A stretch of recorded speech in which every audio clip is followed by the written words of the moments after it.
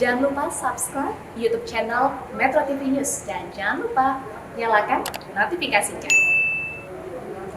Lalu bagaimana peran Pemkot Malang, tokoh ulama dan ormas dalam mensosialisasikan protokol kesehatan dan pemulasaran jenazah COVID-19 di Malang, Jawa Timur agar insiden serupa tidak terulang lagi? Kita tanyakan langsung kepada Wali Kota Malang, Sutiaji. Pak Sutiaji, selamat malam.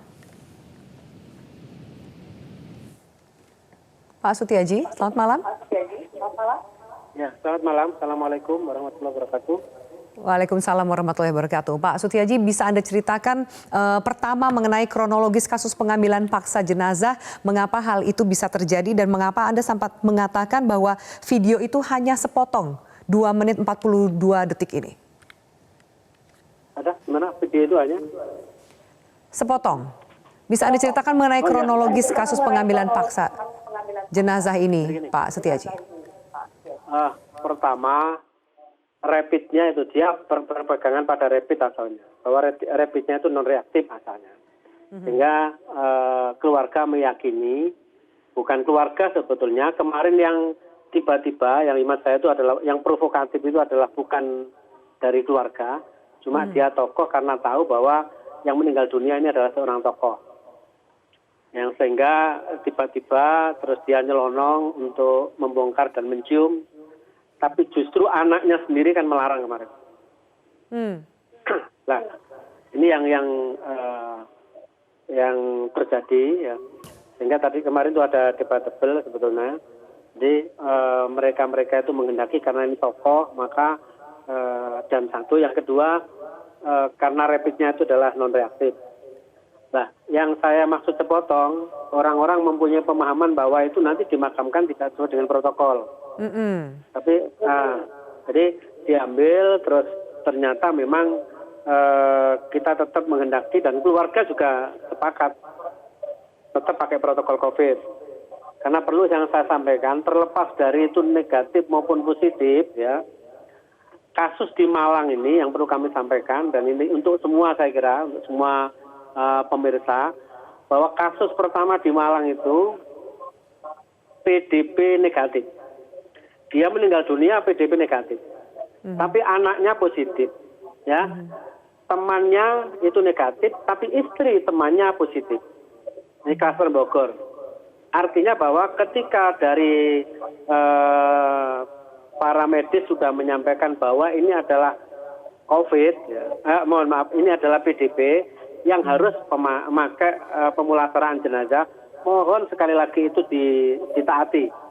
Karena sudah punya indikator-indikator yang insya Allah itu adalah akurat. Itu sekali lagi tanpa melihat, menunggu ini positif atau negatif. Jadi karena kejadian sekali lagi ini pembelajaran kasus pertama, ya, jadi HS itu meninggal posisi negatif, anaknya yang R itu positif, temannya yang S itu negatif, cuma istri dari S itu adalah positif dan meninggal dunia. Pak Sutiaji, bagaimana dengan tokoh yang Anda katakan bahkan sempat membongkar dan mencium jenazah?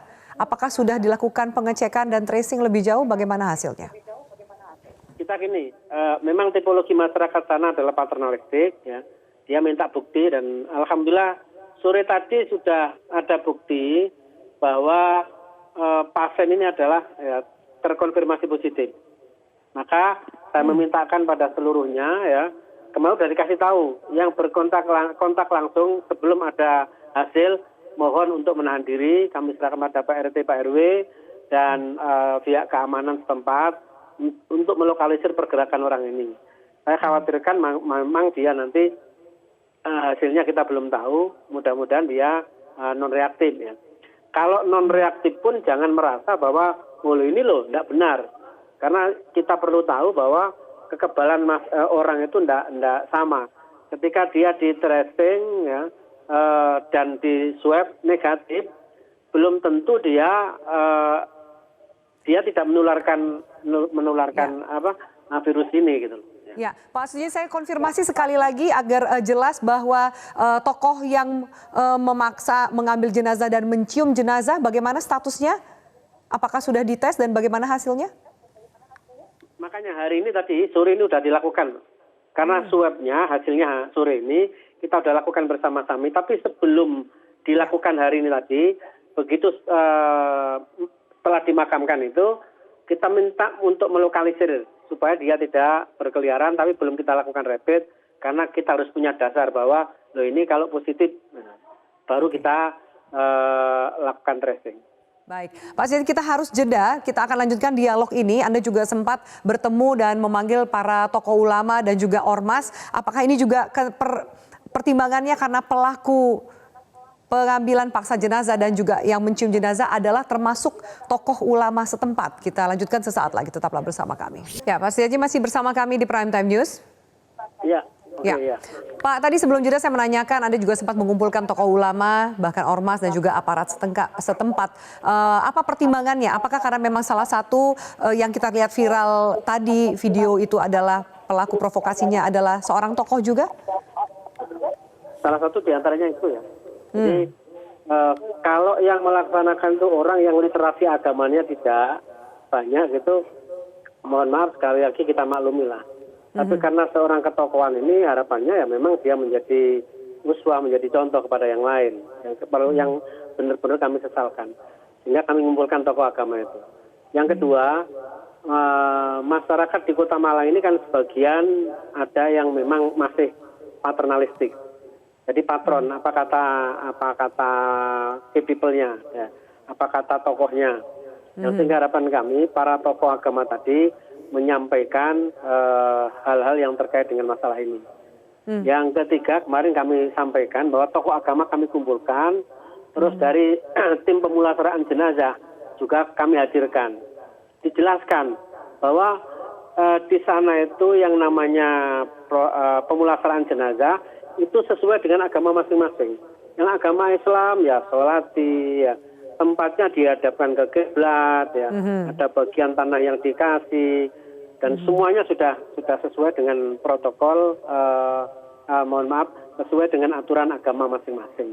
Dan ini disampaikan bahwa tidak benar dilakukan bla bla bla. Yang namanya ketuanya ya, ini adalah seorang ustadz, dia mempunyai tanggung jawab karena apapun yang ia lakukan nanti akan dipertanggungjawabkan di kemudian hari. Jadi para kiai, para tokoh dijelaskan masalah ini secara detail.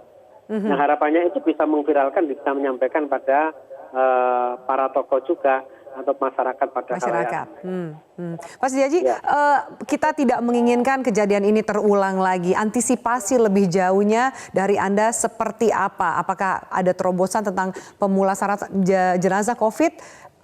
Apa juga akan ada sanksi proses hukum bagi pihak yang mencoba mengambil paksa jenazah di kemudian hari?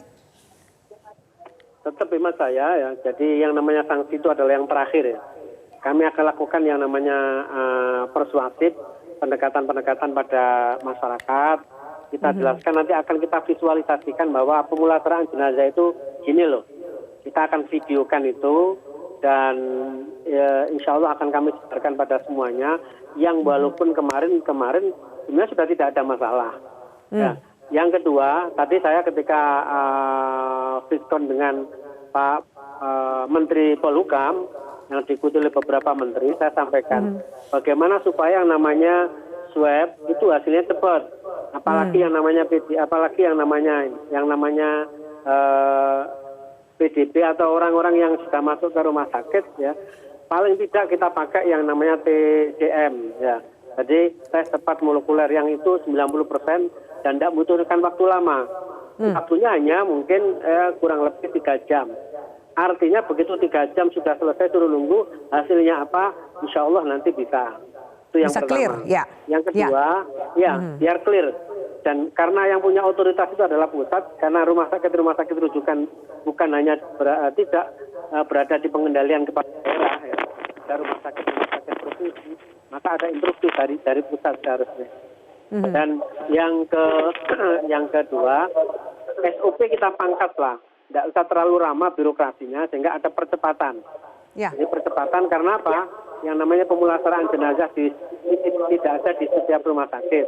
Tapi ketika nanti ke rumah sakit A masuk ke rumah sakit B, ini tidak ada proses yang panjang sehingga tidak ada jeda waktu orang itu semakin bisik-bisik ya. Satu ada provokasi yang tidak benar, akhirnya terjadi kan kejadian seperti yang kemarin. Seperti ini. Untuk Dan kasus yang ini ketiga, Pak Setiaji, apakah akan ada upaya proses hukum untuk efek jerah? Untuk di kasus yang kita bahas kali ini? Tadi saya minta kepada Pak Sekda untuk mengumpulkan beberapa sekda, karena kita perwal yang akan kita pakai ini kan sama, Pak. Jadi sini itu adalah Kabupaten Malang, Kota Malang, dan Kota Batu.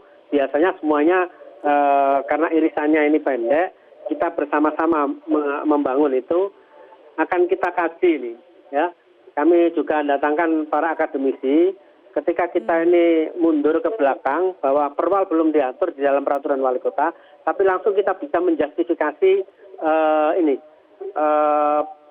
Impres 6 ini bagaimana. Ya. Itu bisa jadi itu akan kami lakukan.